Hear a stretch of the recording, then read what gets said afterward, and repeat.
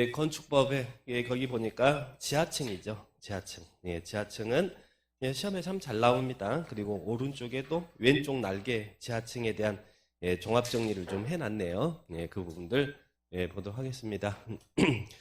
예, 지하층이란 어떻게 하고 있나요? 건축물, 예, 건축물 바닥이 지표면 아래에 있다. 그러니까 바닥이 땅속에 있다는 이야기죠. 지표면 아래에 있는 층으로서 바닥에서 지표면까지 평균 높이가 네, 당의 층 높이의 2분의 1 이상인 것을 말한다. 자, 그렇게 표현하고 있습니다. 그러면 지하층이라는 것은 건물이 이렇게 딱 있는데 여기가 지표인데 지표는 예, 아시죠? 근데 지표가 이렇게 고저 차이가 있다는 이야기예요. 여기는 높고 여기는 낮고 그리고 건물 바닥이 이 땅 속에 있다. 뭐 밑에도 있겠지만 예, 바닥이 지표면 아래에 있는 층으로서 바닥에서 지표면까지 평균 높이가 당의 층 높이. 자, 흔히 말하는 여러분 반지하 생각하시면 돼요. 반지하 이렇게 해당 층이 이렇게 있다는 이야기입니다. 그리고 위에 이렇게 예, 바닥이 있고 자 이렇게 바닥이 있다.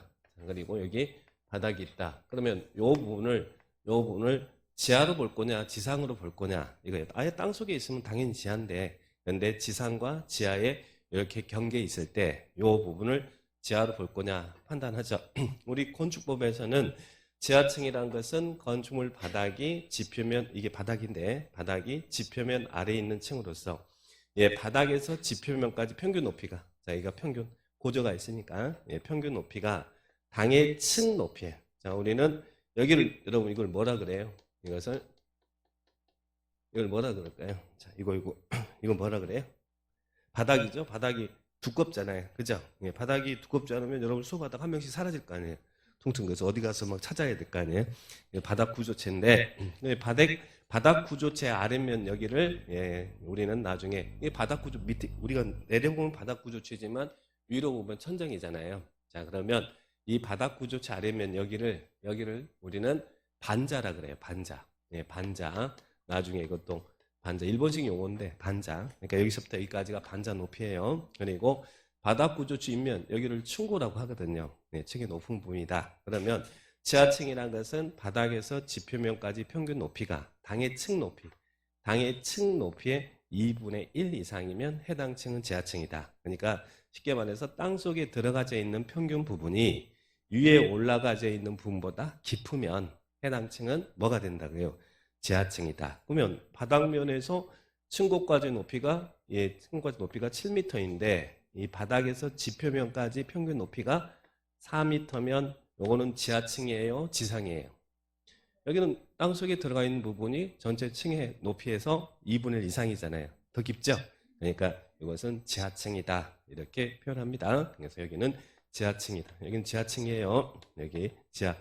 예, 만약에 여기가 1층이고 밑에 있으면 2층, 3층, 4층 이렇게 되겠죠? 자, 그 부분 시험에 점 잘 나오는 것은 평균 높이가 자, 당의 층 높이의 2분의 1 이상인 것을 지하층이다. 이렇게 표현합니다. 그러면 여기 지하층, 여기가 1층, 그리고 여기가 2층, 그리고 여기가 3층 이렇게 정리할 수 있겠죠. 자, 그렇게 보시면 되겠습니다. 근데 여기서 볼 것은 예, 왼쪽 날개 있는 것처럼 있는 것 한번에 묶어서 볼게요. 우리가 바닥 면적 합계를 이 바닥 면적 합계를 우리는 나중에 연면적이라 그래요. 바닥 면적 합계. 그러니까 여기 지하층의 바닥 면적이 100이고 여기 1층의 바닥 면적이 100이고 2층의 바닥 면적이 100이고 예, 3층의 바닥 면적이 100이면 바닥 면적을 합한 게 연면적이거든요. 바닥 면적 합계. 근데 이 지하층의 바닥 면적은 연면적을 산정할 때 연면적이 얼마냐 할 때 이 지하층의 바닥 면적은 연면적에는 포함할까요, 안 할까요? 자, 지하층의 바닥 면적은 연면적 산정할 때는 포함합니다. 그런데 나중에 우리 아직 개념 안 배웠는데 거운표 용적률이라는 게 있어요. 그러니까 용적률 산정할 때는 지하층의 바닥 면적은 연면적에 산입하지 않는다. 그래서 지하층의 바닥 면적은 연면적에 들어가는데 뭐 계산할 때는 용적률 계산할 때는 지하층의 바닥 면적은 연면적에 산입하지 않는다. 이게 중요한 거예요. 용적률 계산할 때는 지하층의 바닥 면적은 연면적에 산입하지 않는다. 용적률이라는 것은 지상에서 얼만큼 올려서 지을 수 있느냐예요. 지상에서 얼만큼 올려서 지을 수 있느냐이기 때문에 지하는 지하 100층이든 1000층이든 10,000층이든 억층이든 지하층의 바닥 면적은 용적률 계산할 때 연면적 산입하지 않습니다. 나중에 중요하게 취급할 거고요. 그 다음에 또 하나는 우리 건축법에서는 지하층은 왜 또 어떤 의미를 갖고 있냐면 우리가 건물은 몇 층짜리 건물이다, 몇 층짜리 건물이다 이렇게 표현할 때 지하층의 충수, 지하층은 해당 건물 충수에 산입하지 않습니다. 그러니까 이 건물은 4층짜리 건물이다 이게 아니고 지하 1층이고 지상 3층이잖아요. 이걸 4층짜리 건물이 아니라 이건 3층짜리 건물이다 이렇게 표현해요. 우리 63빌딩 있죠. 자, 63빌딩. 예전에는 대한민국 제일 높은 데가 63빌딩이었잖아요. 63빌딩은 정말 63빌딩일까요? 63빌딩은 어떻게 구조가 되어 있냐면 63빌딩은 지하가 3층이고요. 지하가 3층이고 지상이 60층이에요. 자, 그래가지고 이걸 63빌딩 하고 있거든요. 그러면 우리 건축법상으로는 안 맞죠? 건축법에서는 지하층은 충수에 산입하지 않는다고 그랬으니까 이 부분은 60빌딩이다. 우리 사회에서만 아는 비밀이에요. 비밀. 저는 비밀 하나 가르쳐 드렸습니다. 지하층은 충수에 산입하지 않는다. 그래서 이 부분도 정리하시고. 그 다음에 지하층 설치가 자 예전에는 일정 규모 이상의 건물은 그리고 일정 용도의 건축물은 반드시 지하에다가 건물은 지하층을 만들도록 의무적으로 했었어요. 왜냐하면 전시 대비하기 위해서 대피 공간이라든지 이런 부분을 지하층 설치를 의무하고 있었는데 지금은 지하층 설치는 의무 규정이 아닙니다. 그러니까 건축주는 지하층을 설치해야 된다 그러면 그 문장은 틀린 문장이에요. 지하층을 설치할 수 있습니다. 그러면 설치할 때 이때 지을 수 있는 총 용적에는 연면적에 포함하지 않을 테니까 많이 지어라 이렇게 표현하고 있어요. 그 내용이 자, 왼쪽 날개 지하층을 해서 우리 건축법에 관련된 규정 1번, 2번, 3번, 4번, 5번 나와 있죠? 그 부분을 이렇게 정리해 놨으니까 지하층 체크를 해 놓으시 바랍니다. 자, 2분의 1 이상이다. 이건 잘 기억해 놓으시면 되겠습니다. 자, 그 다음에 거실입니다. 우리 밑에 거실 나왔죠? 건축법에서 거실은 우리가 말하는 거실의 개념과 달라요. 여러분 우리는 어디를 거실이라고 그래요? 집에서 주택의 거주 공간 거기에 응접실을 거실이라고 하잖아요. 근데 건축법에서는 건축법상 거실이란 거주, 직무, 작업, 집회, 오락 이런 유사한 용도로 사용되는 방을 거실이라고 그래요. 거주나 직무나 작업이나 집회, 오락 이런 용도로. 그러니까 여러분과 제가 있는 이 공간이 우리 건축법에서는 거실이다 그래. 건축법 한마디로 우리가 생각하는 방을 거실이라고 한다는 이야기예요. 건축법에서는 방이라는 표현을 쓰지 않습니다. 그걸 다 뭐라고 표현한다고요? 거실이다. 그래서 이렇게 정리하시면 돼요. 그래서 집에서 애들이 방에서 막 떠들고 있으면 야 거실 가서 놀아라. 그러면 돼요 안 돼요? 다 방이 거실인데 어디 가서 노냐고. 자, 방이 거실이라고 그랬잖아요. 이제는 배웠으니까 야 응접실 가서 놀아라. 이렇게 답하셔야 돼. 방을 거실이다. 자, 그렇게 개념 정리하시고요. 그 다음에 주요 구조부는 별표 쳐주셔야 돼. 지하층하고 주요 구조부. 여러분들은 시험에 참 잘 나오는 파트거든요. 주요 구조부. 건물의 주요 구조부입니다. 자, 주요 구조부 6개는 꼭 기억하셔야 됩니다. 주요 구조부란 내력벽, 기둥, 바닥, 포, 지붕, 틀, 주, 계단. 6개. 그래서 우리 앞에 내기, 바보, 지주 이렇게 외웁니다. 내력벽, 기둥, 바닥, 포, 지붕, 틀 이 6개를 건축 무게 하중을 지탱하는 주요 구조부다. 이렇게 표현해요. 내력벽. 그러면 여러분 벽. 자, 벽은 주요 구조부일까요? 벽 그러면 안 되고요. 벽에는 무슨 벽이 있냐면 내력벽 하고요. 무슨 벽이 있을까요? 벽에는 무슨 벽이 있습니까? 그랬더니 내력벽하고 옹벽이 있대. 옹벽 아니고 내력벽과 비내력벽이 있어요. 내력벽과 비내력벽. 그러면 내력벽이라는 것은 견뎌낼 내자 힘력자. 그러니까 건축물의 무게 하중을 지탱하는 벽. 주로 이제 건물의 외벽들이 내력벽이에요. 딱 쳤을 때 철근, 철골, 콘크리트란 짱짱한 것들 있잖아요. 그런 게 내력벽이고. 자, 이런 것들은 뭐겠어요? 이것들은 튼다면 거기 치면 퉁퉁거리잖아요. 이게 튼다고 해서 건물이 무너지진 않아요. 이런 벽들은 내력벽이 아니다. 비내력벽이다 그래요. 그래서 일반적으로 내력벽이라고 부르는 것들은 건물의 외벽이라든지 이런 벽들이 내력벽이에요. 짱짱한 벽들. 그런데 비내력벽은 칸막이 벽들. 자기는 사이를 막아주는 이런 칸을 막아주는 칸막이 벽들은 내력벽이 아닙니다. 그래서 주요 구조부는 이 내력벽이 주요 구조부예요. 그러니까 여기 있는 이 벽이 외벽, 이제 일반적으로 외벽이 내력벽이다 생각하시면 돼요.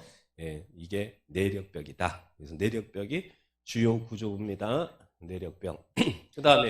그다음에 또 뭐가 주요 구조부예요. 자, 여기 기둥이 있잖아요. 기둥. 자, 기둥도 주요 구조부입니다. 내력벽, 기둥, 그리고 바닥이 뭐예요? 여기 이제 이게 바닥이잖아요. 바닥도 두껍잖아요. 그러니까 바닥도 건물을 무게 하중을 지탱하는 주요 구조부입니다. 내력벽, 기둥, 바닥, 그리고 보가 뭐예요? 보라는 것은 기둥과 기둥을 연결시켜 주는 거잖아요. 자, 요게 보죠? 요게 잡아주는 기둥과 기둥을 잡아주는 거. 우리는 어디서 목매달아 죽었다 그래요? 이 대들보에서 목매달아 죽었다 그러죠. 한옥 같은데 대들보 있잖아요. 그래서 여기서 목매달아 죽었다 그러지 기둥에 목매달아 죽었다 그러지 않습니다. 기둥은 받쳐 죽는 거지. 그래서 기둥과 기둥을 잡아주는 게 뭐라고요? 보. 그래서 이것도 주요 구조부다. 그렇게 정리합니다. 내력벽, 기둥, 그리고 바닥, 그리고 보, 그리고 지붕틀. 자, 지붕이 있으면 지붕을 받쳐주는 이런 틀이 있잖아요. 여기 받쳐주는 틀. 그죠? 이런 주요 구조 살. 이것도 주요 구조부입니다. 네, 지붕틀. 그리고 또 뭐 있어요? 계단이 있죠? 계단. 우리 여기 있는 계단이 있잖아요. 주계단. 밖으로 피난층으로 내려가는 계단. 이 6개를 주요 구조부다. 이렇게 표현합니다. 내력벽, 기둥, 바닥, 보, 지붕틀, 주계단, 내기, 바보, 지주. 이렇게 기억합니다. 그런데 거기 보니까 다만 기둥은 기둥인데 사익기둥. 네, 사익기둥. 이런 사익기둥이라든지 그리고 바닥은 바닥인데 맨 밑에 있는 최하층 바닥이라든지 그건 무게 하중을 잡아주는 거 아니니까 조그만 기둥이라든지 사익기둥이라든지 보는 본데 작은 보. 자, 이런 것들. 우리에서 깔끔한 거 좋아해요. 우리는 깔끔한 거. 내력벽, 기둥, 바닥보, 지붕틀 그래야지 거기에 뭐가 사익기둥이니 작은 보니 최하층 바닥이 뭐가 붙었다. 그러면 그건 구조상 주요 구조로 보지 않는다. 그리고 또 차양이라는 것은 햇빛 가리는 거죠. 창문 부가해서 우리 햇빛 가리는 시설 있잖아요. 차양시설. 차양이라든지 그리고 옥외계단도 밖에 있잖아요. 그러니까 구조상 주요 구조부로 보지 않는다. 깔끔하게 6개. 내기, 바보, 지주. 이렇게 정리를 딱 합니다. 시험에 참 잘 나옵니다. 이런 거 나오면 틀리면 안 되는 거예요. 주요 구조부 있냐, 아니냐. 그래서 박스형으로도 나오기도 하고, 그냥 서술형으로도 나오기도 하고 그러니까 꼭 체크합니다. 그 다음에 리모델링입니다. 리모델링. 자, 우리 여자분들 리모델링 많이 하시죠? 또 요즘은 남자분들도 많이 하신다 그래요. 리모델링. 리모델링이 뭐예요? 뭐 때문에 여러분 리모델링 하세요? 뭐 때문에? 간단하죠. 기능 향상, 노후 억제. 사람이나 건물이나 똑같아요. 건축물의 기능 향상, 노후화 억제를 위해서 이게 목적입니다. 기능 향상, 노후 억제를 위해서 대수선하거나 나중에 이제 대수선은 큰 수선이죠. 대수선하거나 또는 일부 중축하거나 개축하는 행위를 말한다. 예전에는 개축이 안 들어갔거든요. 근데 지금은 개축도 대수선이다. 나중에 뒤에서 용어 배울 거니까요. 기능 향상, 노후 억제를 위해서 대수선하거나 일부 중축하거나 개축하는 행위를 말한다. 그러나 리모델링은 신축은 리모델링에 해당돼요, 안 돼요? 부수고 다시 새로 신축했다. 그것은 리모델링이 아니죠. 리모델링이 아니다. 대수선하거나 일부 중축하거나 개축하는 행위를 리모델링이다. 그렇게 체크합니다. 그 중에 개축 요 부분들 살짝만 체크해 놓으시기 바라고요.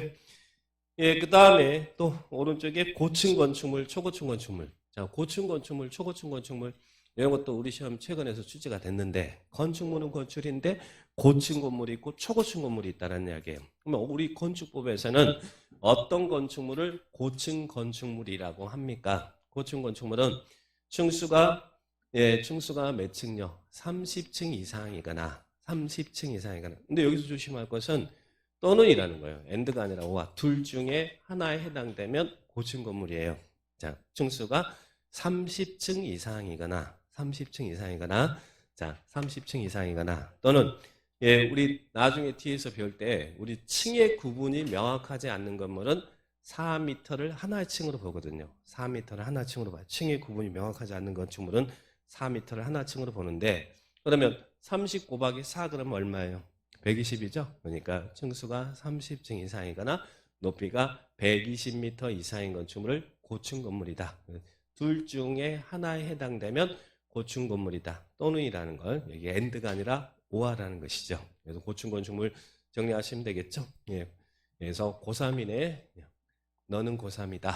자, 초고층 건축물은 뭐예요? 초고층 건축물은 초고층 건축물은 층수가 50층 이상이거나 50층이죠. 또는 50 곱하기 4가니까 높이가 200m 이상인 건축물을 초고층 건축물이다. 너는 고3이야. 나는 초5야. 자, 너는 고3이고 나는 초5야. 넌 고3이지? 난 초5야. 자, 그래서 초고층 건축물은 50층 이상이거나 또는 높이가 200m 이상인 건축물을 초고층 건축물이다. 그래서 고층 건축물, 초고층 건축물 이런 용어 자 체크를 해 놓으시 바랍니다. 예, 그 다음에 준초고층이 나왔죠. 준초고층은 뭐겠어요? 예, 애매합니다. 규정이 애매해. 고층이면서 초고층이 아닌 거. 그러니까 거의 초고층을 예, 준초고층이라고 하죠. 고층이면서 초고층이 아닌가. 그러면 그 준초고층이 그 경계가 어떻게 되느냐? 그거 참 답하기 힘들어요. 근데 용어상으로만 그렇게 정리해 주세요. 고층이면서 초고층이 아닌 거. 그러니까 거의 초고층을 예, 우리는 예, 준초고층 건물이다. 그렇게 개념 정리하시면 되겠어요. 자, 고층 건축물, 초고층 건축물 이렇게 기억하시고 그 다음에 부속 건축물입니다. 자, 부속 건축물은 여기 포인트는 뭐가 포인트냐면 동일한 대지 안에 주된 건물과 분리됐다는 이야기예요. 자, 여기가 이제 하나 대지인데 여기 주된 건물이 있는데요. 주된 건물에 이 안에 부속된 뭐 여기는 업무용 시설인데 여기 사무실이거든요. 그런데 여기에 식당이 있다면 이 식당을 부속 건물이라고 하지 않습니다. 그러면 부속 건물이라는 것은 동일한 대지 안에 이 주된 건물과 분리됐다, 떨어졌다는 이야기예요. 분리돼서 이 주된 건축물 이용 관리에 필요한 건축물을 이야기합니다. 자, 여기 업무용 빌딩이 있는데 여기에 식당이 들어선다면 이 식당은 부속 건축물이에요. 부속 건축물이고 여기에 주택이 있는데 여기가 창고가 지어진다. 그러면 이것은 부속 건물이라는 거예요. 포인트는 주된 건물과 분리됐다. 이 말이 포인트예요. 주된 건물 안에 있는 게 아니라 분리된 부속 용도의 건축물로서 주된 건축물 이용 관리에 필요한 건축물이에요. 근데 왜 부속 건축물이라는 정의가 필요하냐면 주된 건물이 있는데 이 부속 건물을 여기다가 새로 짓는다. 그런데 이거는 새로 지으면 우리는 신축이잖아요. 그런데 부속 건물이 주된 건물이 있는데 이 주된 건물의 부속 용도로 건물을 지으면 이 건축물은 신축이 아니라 증축이다. 그래서 증축이다 표현해요. 근데 나중에 부속 건물이 있는데 주된 건물을 짓는다. 그러면 이것은 주된 건물을 축조하는 것은 신축이다. 없는데 새로 짓는 거와 똑같은 개념을 보고 여기에서 여기를 짓는다 그러면 이 행위는 신축행위가 아니라 증축행위다. 이렇게 나중에 건축에서 배울 거예요. 여기 포인트는 분리됐다. 여기를 꼭 체크를만 해주시면 됩니다. 동일한 대지의 주된 건물과 분리된 부속 용도의 건축물로서 주된 건축물 이용 관리에 필요한 건축물 한다. 부속 건축물. 이 부분들 포인트 잡아주시고. 그 다음에 결합건축이죠. 이번에 33회 때 이 결합건축에 대한 부분이 시험에 출제가 됐는데 결합건축을 어디서 할 수 있느냐, 할 수 있는 지역이냐 아니냐 이거 물어보는 문제가 나왔었는데요. 여기서는 용어 정리할 때 결합건축은 한마디로 말하면 뭘 이야기하냐면 결합건축은 용적률을 거래하는 거예요. 용적률을 거래하는 게 결합건축이다. 용적률을 거래한다. 이렇게 이해하시면 돼요. 용적률을 거래한다. 자, 예를 들면 여기에 도로가 이렇게 있어요. 도로가 있고 여기에 상업적입니다. 대한민국 모든 땅은 땅의 용도가 정해져 있어요. 자, 여기가 상업적이다. 그러면 상업적인데 이 지역에서 건물을 지을 때 자, 여기도 A 토지고 B 토지인데요. B 토지인데 이 상업적의 업무용 시설, 상업용 시설 지을 때 적용되는 용적률이 예를 들면 500%다 라는 얘기예요. 그러면 용적률이 500%라는 말은 자, 이 땅에서 지을 수 있는 건물의 총 규모는 당의 대지 면적의 5배를 올릴 수 있다는 이야기예요. 만약에 대지 면적이 1000제곱미터다. 근데 용적률이 500%다. 그러면 이 땅에서 건물 지을 때 건물의 총 규모는 아까 건축 연면적이라는 건 바닥 면적 합계라고 그랬죠. 여기서 지을 수 있는 총 규모는 이 대지 면적의 5배를 지을 수 있다는 얘기예요. 5배면 얼마가 되겠어요? 건축 연면적은 5천이겠죠. 용적률이 500%다 이 말은 당의 대지 면적의 5배를 지을 수 있다는 거예요. 건축 연면적은 5천이잖아요. 그럼 여기도 마찬가지로 1000제곱미터인데 여기 용적률 500%니까 여기도 지을 수 있는 여기서도 B가 이 땅에서 건물 지을 수 있는 건물의 총 규모는 대지 면적의 5배죠. 그러니까 여기도 5000제곱미터 땅을 건물을 지을 수 있잖아요. A 토지도 B 토지도 용적률이 똑같이 500이니까 여기도 5000제곱미터 지을 수 있고 맥스가 여기도 건축 연면적은 5000제곱미터 지을 수 있어요. 근데 이런 땅 중에 어떤 땅이 더 많이 지으려고 할까요? 용적이 용적률이 이렇게 다 맥스가 정해져 있지만 어떤 땅이 더 건물 더 높게 지으려고 하겠어요? 아무래도 도로 주변 도로에 접하고 있는 이 땅이 더 많이 공간을 이용하고 싶잖아요. 그죠? B 땅은 여기까지 최대 공간까지 이용할 필요는 없을 수도 있잖아요. 그러면 B가 가지고 있는 용적률을 A가 산다는 이야기예요. 자, 그럼 여기 총 합하면 500, 500이니까 1000이잖아요.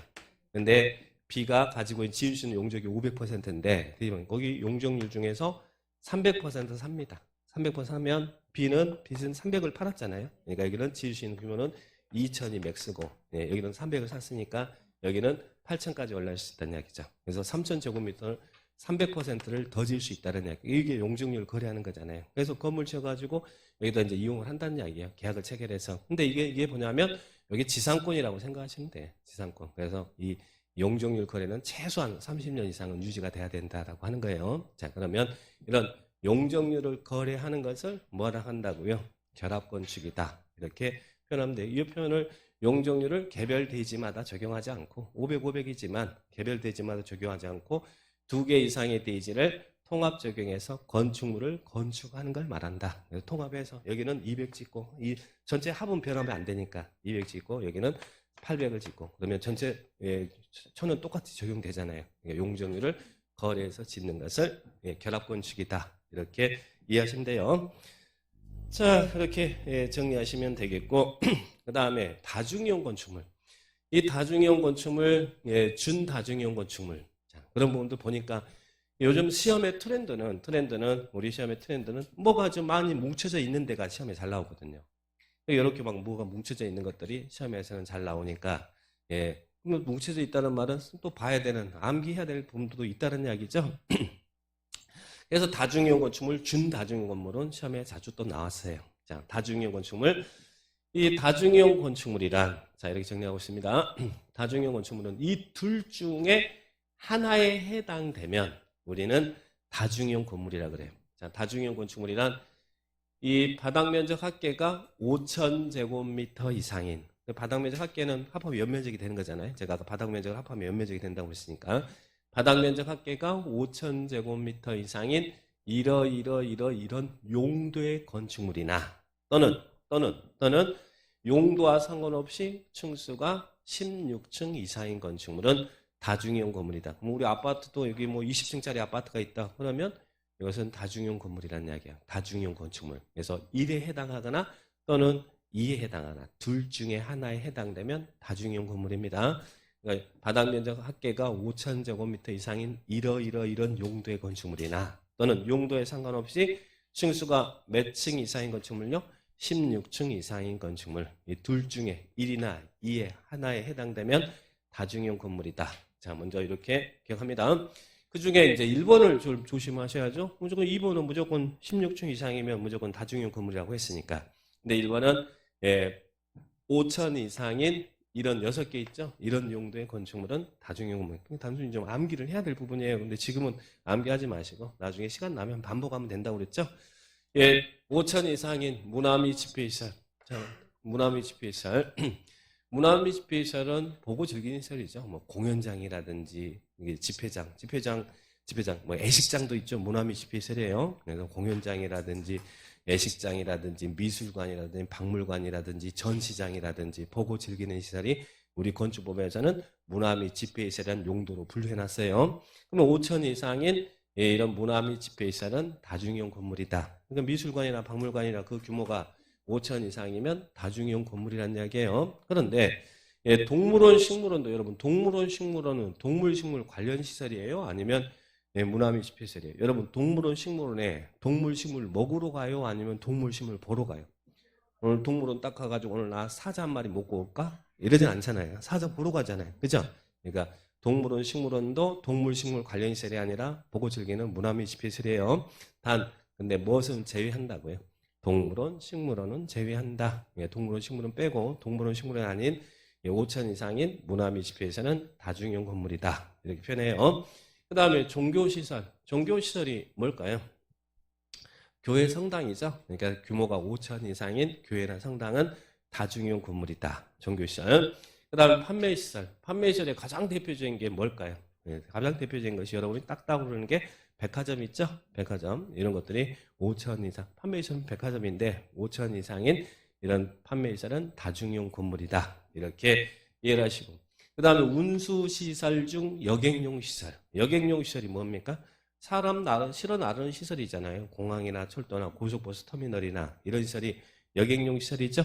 5천 이상인 이런 예, 여객용 시설은 다중용 건물이에요. 다중용 건물이다. 그거 보시고 의료시설 중 종합병원, 대학병원 있죠. 다중용 건물이다. 그리고 숙박시설 중 관광 숙박시설. 나중에 이제 숙박시설도 일반 숙박시설이 있고 관광 숙박시설이 있고 뭐 생활 숙박시설이 있고 숙박시설 종류가 여러 개 있는데 자, 일반 숙박시설은 흔히 여러분 잘 아는 거, 여관, 여의숙, 호텔 이런 게 이제 일반 숙박시설이고 관광 숙박시설은 호텔은 호텔인데 앞에 고유명사 그냥 호텔이 아니라 고유명사가 붙어요. 뭐 관광 호텔, 가족 호텔, 전통 호텔, 콘도 뭐 이런 것들이 관광 숙박시설이에요. 그러면 5천 이상인 이런 관광 숙박시설은 다중이용 건물이다. 그래서 다중이용 건물은 나중에는 이제 이거 애우라 그래요. 왜냐하면 애우에 대해 비교할 수 있는 게 있으니까.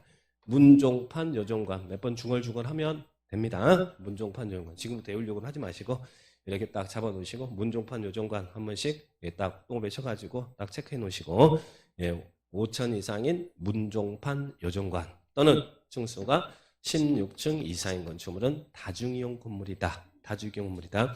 이 다중이용 건축물하고 비교되는 게 준다중이용 건축물. 그러면 준다중이 뭐냐? 그래서 다중과 준다중을 비교하는 문제를 내더란 이야기예요. 참 내기도 편하거든요. 준다중이용 건축물은 자 이렇게 표현하고 있어요. 예, 준다중이용 건축물은 다중이용 건축물 외의 건축물로서 다중이용 건축물 외의 건축물. 여기 이제 1번하고 비교하는 거예요. 우리는 16층 이상이면 무조건 뭐 따지지 않고 무조건 다중이용 건물이니까 요거 있는 문종판 요정관을 비교하는 거예요. 다중이용 건축물 외의 건축물로서 바닥 면적 합계가 얼마요? 1,000제곱미터 이상인 건축물이다. 그러니까 다중이용 건축물 외의 건축물로서 바닥 면적 합계가 1,000제곱미터 이상. 그러면요. 여기에 있는 문종판 요정관은 5천 이상이면 다중이용 건물이고 그리고 이 문종판 요정관이 5천 미만 1천 이상이면 뭐가 된다는 거예요? 준다중이용 건물이다. 그래서 거기 12개가 나오잖아요. 12개가 나오는데 거기에 있는 1번, 2번, 3번, 4번, 5번, 9번. 자, 거기에 이제 1번, 2번, 3번, 4번, 5번, 9번이 요거잖아요. 문종판 요정관이잖아요. 1번, 2번, 3번, 4번, 5번, 9번이 문종판 요정관이죠. 그러니까 이 문종판 요정관은 5천 이상이면 다중이용 건물, 그리고 5천 미만 1천 이상이면 준다중이용 건물. 이놈 문종판 요정관은 다중이 될 수도 있고 준다중이 될 수도 있다는 이야기예요. 그 사이즈에 따라서 다중이 될 수도 있고 준다중이 될 수도 있어요. 그런데 이 문종판 요정관 외 나머지 6개 거기 있는 교육연구시설, 뭐 교육연구시설이 대표적으로 학교 있잖아요. 학교. 뭐 학교는 어디서부터 학교예요? 우리는 유치원부터 이제 학교라 그래요. 자, 이런 이 1천 이상이면 교육연구시설이라든지 노유자시설. 노유자시설은 노인 관련, 아동 관련 시설이잖아요. 그래서 어린이집 같은 것도 있죠. 경로당이라든지 이런 시설이고, 그다음 운동시설 알 것이고, 교노, 위락시설 느낌이 있어요. 그다음에 우리 시험에 나왔던 게 관광 숙박시설하고 관광 휴게시설 냈어요. 관광 숙박시설은 아까 5천 이상이면 다중이용 건물이고 5천 미만 1천 이상이면 준다중이죠. 근데 관광휴게시설. 관광휴게시설이 뭐냐면 야외 극장이라든지 야외 음악당이라든지 이런 게 이제 관광휴게시설이에요. 나중에 그런 용도도 다 배울 거거든요. 근데 관광휴게시설은 1천 이상이면 준다중이라는 이야기예요. 그리고 장례시설. 뭐 애식장이라든지 이런 것들은 이 5천 이상이면 다중, 그리고 5천 미만 1천 이상이면 준다중. 근데 장례시설은 장례식장이잖아요. 장례식장은 1천 제곱미터 이상이면 규모에 상관없이 준다중이에요. 그러니까 문종판 요정관 1번부터 6번까지 문종판 요정관은 다중이 될 수 있고 준다중이 될 수 있는데 나머지 교노, 운이, 관장은 특히 이제 관광휴게시를 조심하시고 교노, 운이, 관장은 1천 이상이면 무조건 다 준다중용 건물이. 이게 규모가 5천이라도 교노, 운이, 관장은 5천 이상이라도 요 놈은 다중이 될 수 없는 놈이다 이 말이에요. 그죠?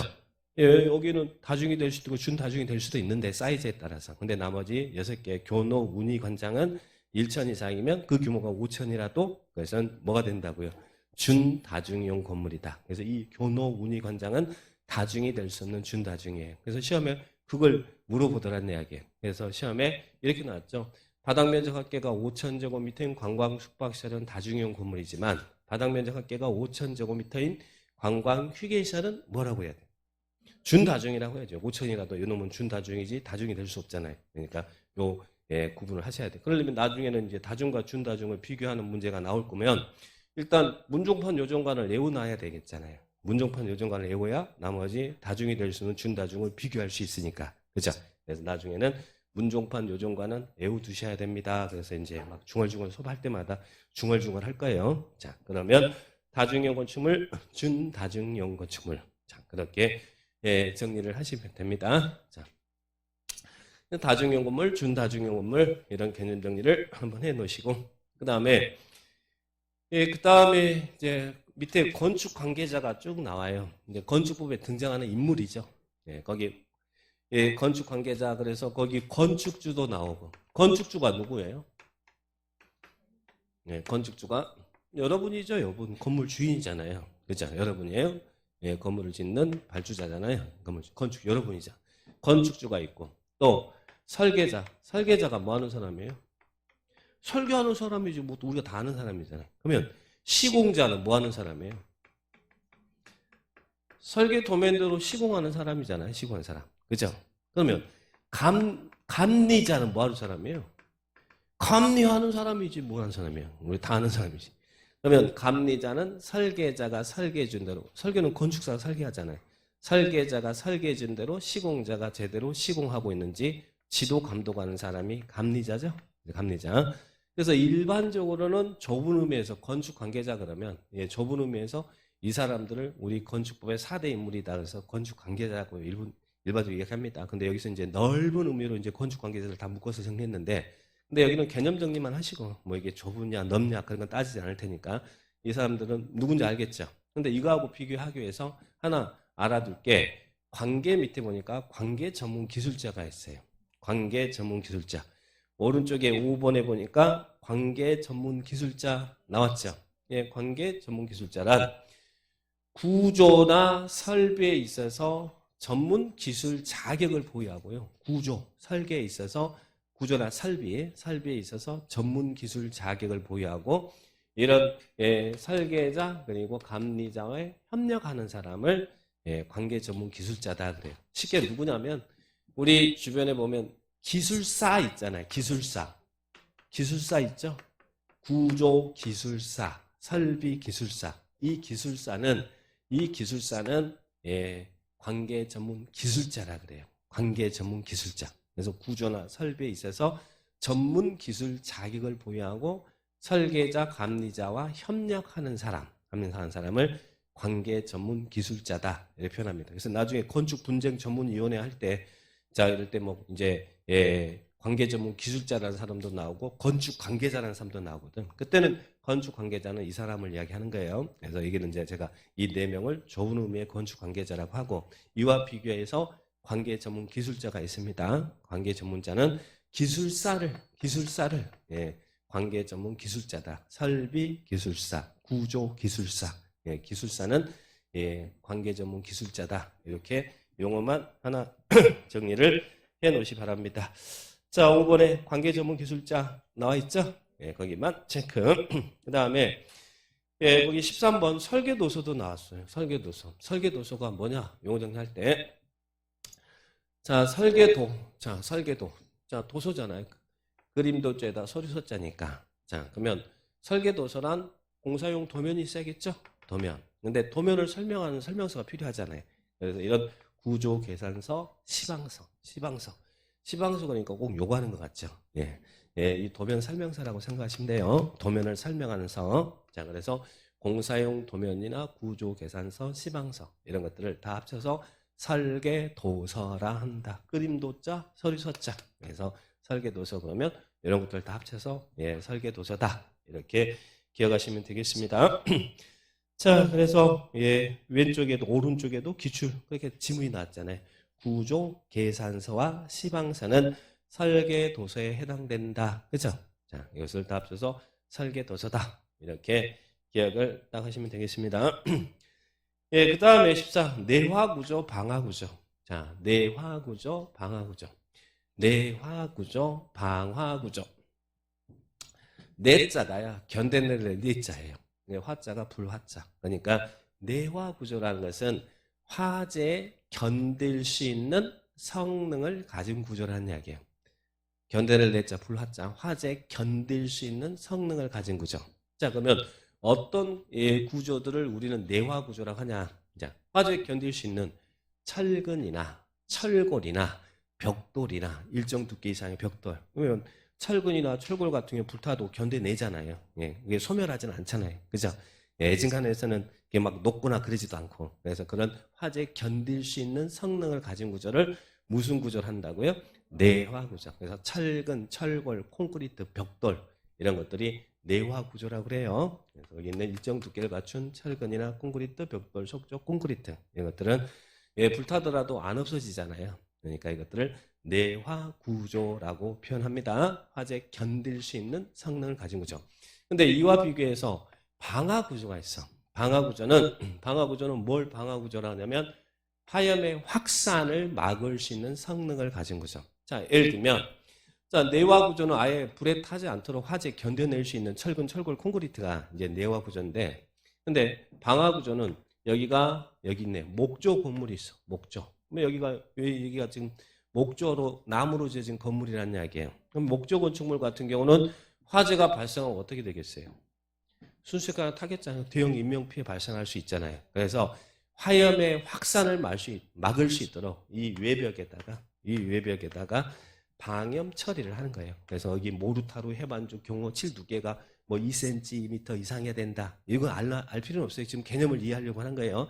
방화 구조는 목조 건물이 있는데 화재가 발생하면 순식간에 타고 대형 인명피해가 발생할 수 있으니까 외벽에다가 화염의 확산을 막을 수 있도록 방염 처리를 하는 구조가 방화 구조다. 그래서 화염의 확산을 막을 수 있는 성능을 가진 구조 그러면 방화 구조. 화재 견뎌낼 수 있는 성능을 가진 구조 그러면 내화 구조. 그래서 내화 구조, 방화 구조 이렇게 기억하면 돼요. 그러면 우리가 방화지구라는 게 있어요. 용도지역의 방화지구. 화재 위험성이 높은 지역에다가 화재 예방을 위해서 방화지구 지정하거든요. 그러면 방화지구 안에서 건물을 지을 때 여기가 화재 예방을 위해서 방화지구로 지정됐어요. 그러면 방화지구 안에서 건물 지을 때 내화 구조로 건물을 지어야 될까요? 아니면 방화 구조로 지어야 될까요? 화재 위험성이 높은 지역에다가 이제 화재 예방을 위해서 방화지구를 지정해놨거든요. 그럼 그 안에서 건물 지을 때 내화 구조로 건물을 지어야 될까요? 아니면 방화 구조로 건물을 지어야 될까요? 이제 어느 게 좋은 거예요? 내화 구조가 불에 화재 견딜 수 있는 성능을 가진 내화 구조가 좋은 거잖아요. 이것은 임시 땜빵 해놓은 것이잖아요. 목조 건물인데 방염 처리한 거잖아요. 그죠? 그러니까 방화지구 안에서 건물 지을 때는 그 주요 구조부는 내화 구조를 사용을 의무하고 있더라. 내화 구조가 좋은 거잖아요. 이게 방화지구니까 또 방화 구조다. 그러면 안 된다는 이야기예요. 내화 구조, 방화 구조. 그렇게 개념 정리를 하시기 바랍니다. 내화 구조, 방화 구조 무슨 개념인지 이해하시겠죠? 자, 이제 이건 용어가 알고 있어야 이제 수업 시간에 뭐 내화 구조, 방화 구조 막 이런 말 나올 때 느낌을 갖고 있어야 될 거 아니에요?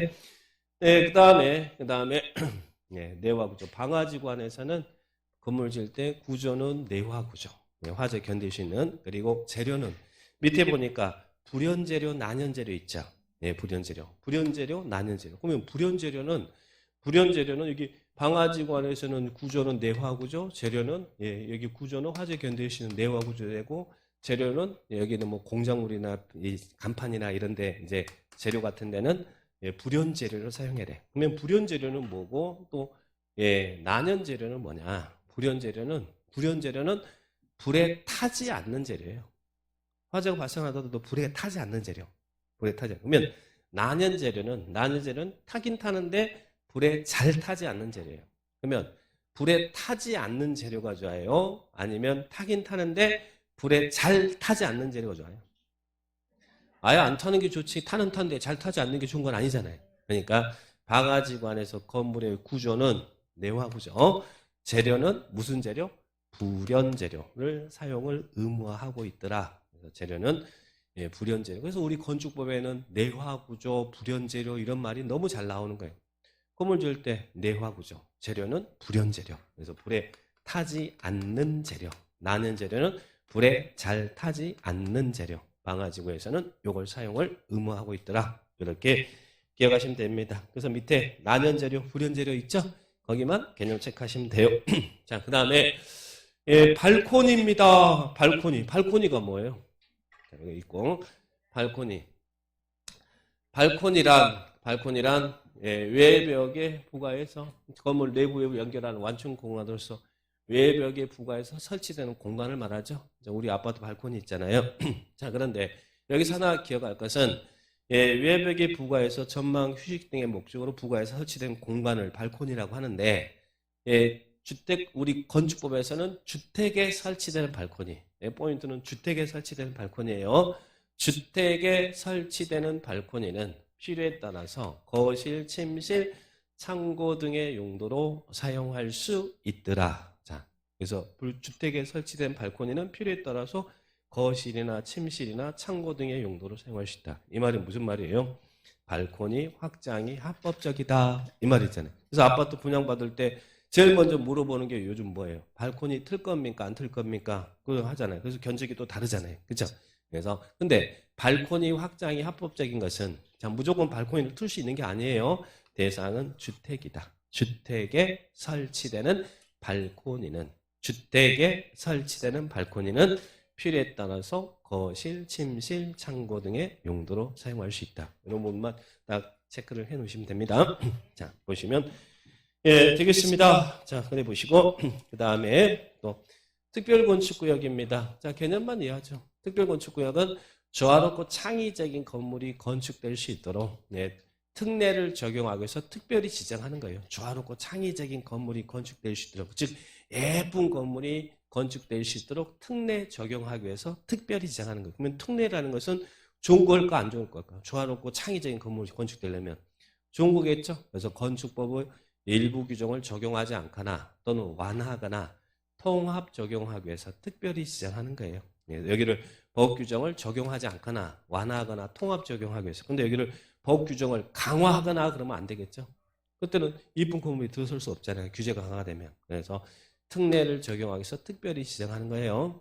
이 부분도 법 규정을 적용하지 않거나 완화하거나 통합 적용하기 위해서 특별히 지정하는 게 특별건축구역이다. 그래서 이쁜 건물 들 수 있도록 국제 행사가 개최되는 지역이라든지 뭐 정부 종합청사가 들어서는 지역이라든지 뭐 이런 지역에다가 특별건축구역 지정해서 이쁜 건물 지을 수 있도록 완화시켜주는 제도다. 이렇게 하시면 되겠습니다. 자, 그런 분들 개념 정리. 나중에 이제 특별건축구역에 대해서도 건축부에 자세히 배울 거거든요. 그래서 이런 분들 정리하시고. 그 다음 특수구조 건축물은 이거는 32회 때 올해 말고 작년에 답이 됐던 부분이죠. 특수구조 건축물. 그러니까 용어가 참 나올 만한 것들이 많잖아요. 참 잘 내요. 건축물. 특수구조 건축물은 보나 차양 등이 자 그림 이미지 생각하시면 됩니다.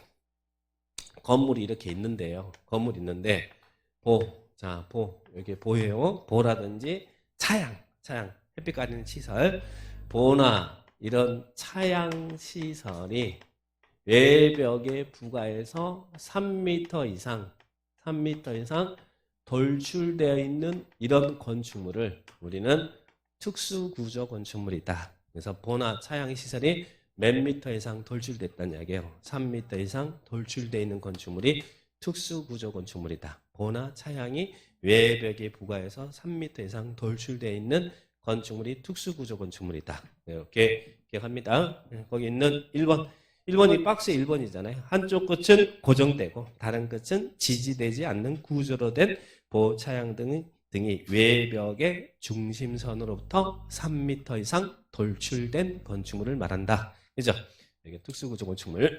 그 다음에 두 번째는 기둥과 기둥. 자, 기둥 있잖아요. 자, 이걸 우리는 경간거리 이렇게 표현하는데요. 기둥과 기둥 사이 거리가 이 거리가 몇 미터 이상인 건축물요. 20m 이상인 건축물을 특수구조 건축물이다. 기둥과 기둥 사이 거리가 20m 이상인 건축물은 특수구조 건축물이다. 이렇게 정리합니다. 20m 이상이면 특수구조. 그 다음에 세 번째는 뭐 볼 필요도 없어요. 특수한 설계 시공 공법 특수한 나왔으니까 당연히 특수구조 건축물이죠. 그래서 1번과 2번만 기억을 해 놓으시면 됩니다. 자, 특수구조 건축물. 예, 여기까지 우리 건축법의 이렇게 용어를 쭉 정리해 봤습니다. 그래서 이 용어를 바탕으로 이제 건축법의 내용들이 막 설명이 되겠죠? 자, 그렇게 보시면 되겠고요. 자, 그 다음에 이제 뒤로 넘기시면 건축법의 적용 대상 이 부분인데 건축물이라든지 살짝 이것도 개념 정리를 해줄 필요가 있어요. 좀 쉬었다 하죠.